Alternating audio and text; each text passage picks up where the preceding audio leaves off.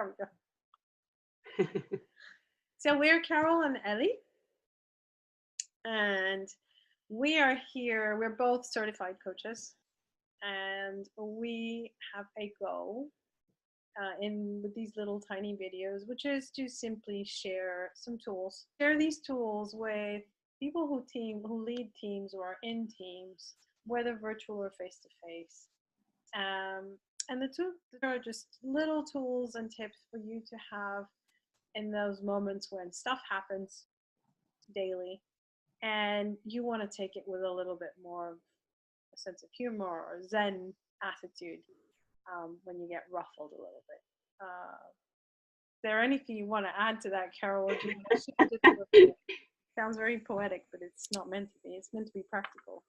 Yeah, I think being in corporate for so long, we both have so many stories. And, Ellie and I were talking earlier that, things are going to happen. We're human, and teams work so hard to try to mitigate any issues, but sometimes things still happen. And it's really about how you address those issues and, bringing a calmness and lightness to things rather than that frantic, crazy energy that I feel like for me, I had early on in my career, that panicked energy.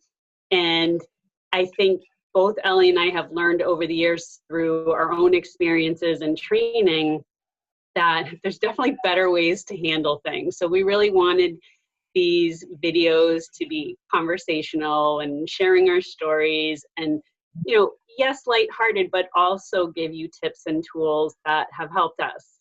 Absolutely. And I think we're coming to share with you our benefit of hindsight. So we're going to use very real anecdotes that are authentic, which to you might be very real today. And that's what we're hoping, is that you find yourself. And because we are already past it, that we see the funny part or the ridiculous part, and we can take the learning and pull it out of that situation in a way that you can have it immediately while you're in that emotion, in the moment. Yeah, does that make sense, Carol? Yeah, absolutely. Cool. So that was our intention, and this is for really anyone. And one of the reasons why we came together, aside from having common background and becoming coaches after a corporate life, is that we are actually one in the States and one in Europe. And I have a very European work experience of tier 1 international companies, and Carol's worked in the States. Go ahead, Carol, you say.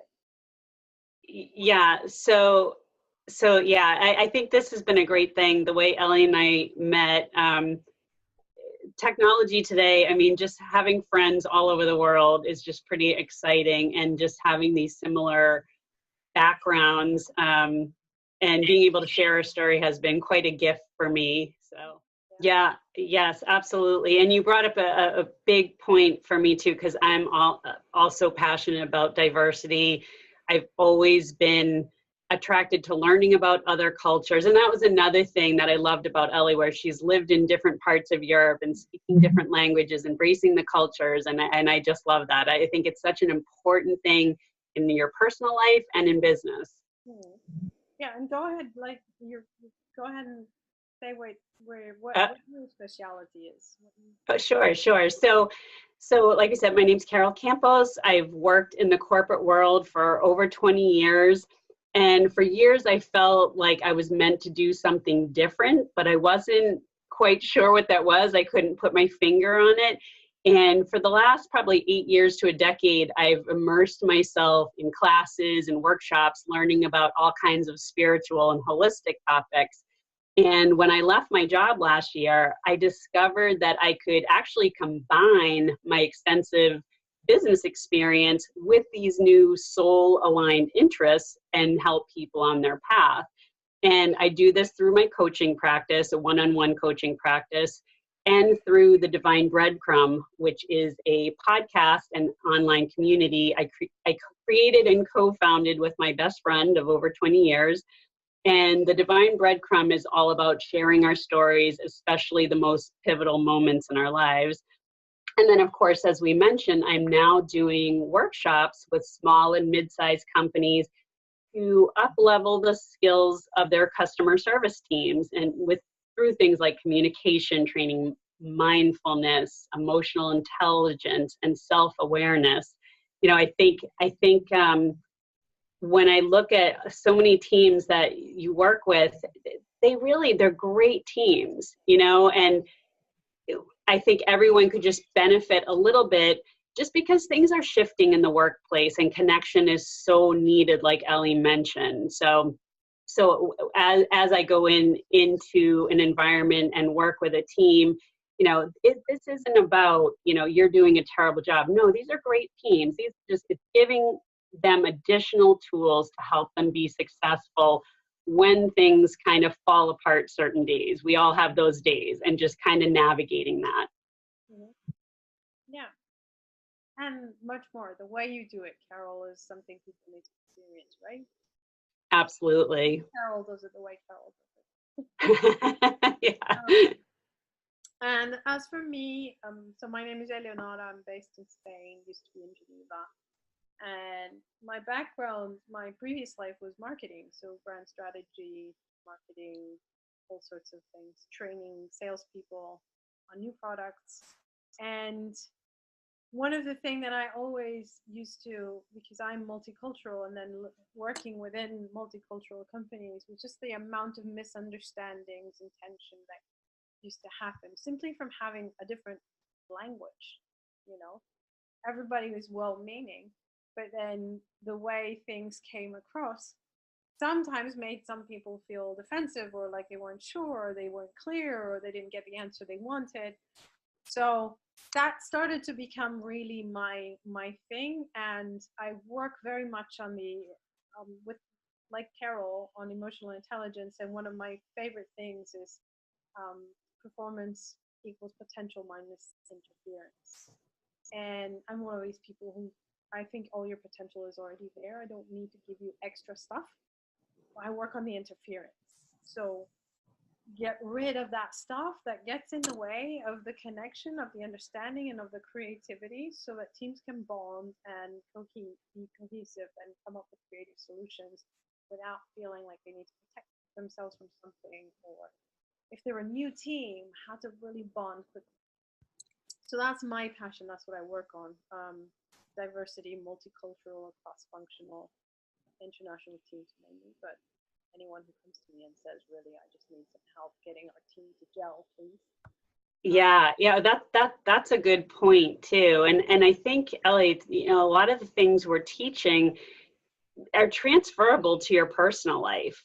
You know, a lot of these things can be used throughout the different parts of your life. It's not just in business. So I think these skills are really good life skills as well. Yeah, people together. So these are absolutely skills you can use in your family, with people you love and care about, even more so. They'll have even Yeah. so. Yeah. Is there anything you want to add or have questions, Carol? Things people might want to. Yeah, I think that that's pretty much the gist. We wanted to give you all a sense of kind of what, first of all, how Ellie and I came together on this collaboration, why we came together for this collaboration, a little bit about what you can expect in the future, and a little bit about, you know, what we each do individually. But as you can see, we're both really well aligned, and our hope is that, you know, we'll have fun with these videos, and we're very open to getting suggestions on what kind of topics you all would like to hear us talk about. But we hope to have some fun. I mean, we both, between the two of us, have some funny stories that will also hopefully serve as learning examples. So we would be really interested in finding out, you know, if you're leading a team, or if you're a member of a large team and you're having those day-to-day things that ruffle you, niggle you, whatever, that you tell us what you want to hear about, because between the two of us, we probably have an example or something to come up with. that we can share. And yeah, just to say that our next video is the first video we ever recorded. So it's a little clumsy, but it's basically about tips and tools on how to deal with that person that in meetings doesn't engage. Right, Carol? Do you want to? Yeah, I think most people have had that example of you schedule a meeting that's very important to you and your team, and there might be that one individual who attends the meeting who does not engage, who looks at their phone the entire time, their laptop the entire time, and just some of the frustrations you can have around that, and how our own egos can kind of get in the way, and to try to peel that back a little bit. How to, we give some tips on how to prepare yourself before going into the meeting, and then what are some things you can do while you're in the meeting. While you're in the meeting, right. And the not engaging is not just about, it can be not engaging in the sense of not connecting to you, but being very centered in themselves, even if they are speaking or if they are looking up, but just the way they're interacting doesn't include you. Right. It's all about them, basically. And so we decided to call them diamonds in the rough, because every person that creates some kind of discomfort in us is a moment of learning. It's a moment for us to take a step back and see how we can grow from it, and how we can challenge ourselves to accept what's coming and deal with it, right, Kelly? Absolutely. I don't think there's an interaction we have in our life that's for nothing. There's a purpose for all of it, and there's always learning involved. It's just kind of switching your mindset to see it that way. Right. So on May 1st, is it the 2nd, the Thursday? Yeah, I'm looking at the calendar. We're going to be putting up the first video, which again is about diamonds in the rough. It's about getting those nuggets from people who make us feel a bit like, oh, what, in a meeting. And that one's ready. And as I said, it's our first one. So any topics you can put underneath this video, any requests and any feedback. And if you like them and you give them thumbs up, and you keep giving us requests, and we'll keep doing them. Yeah, absolutely. So looking forward to that. All right, well, thanks everybody for taking the time. Take care. Have a great day at work. Bye-bye. Bye.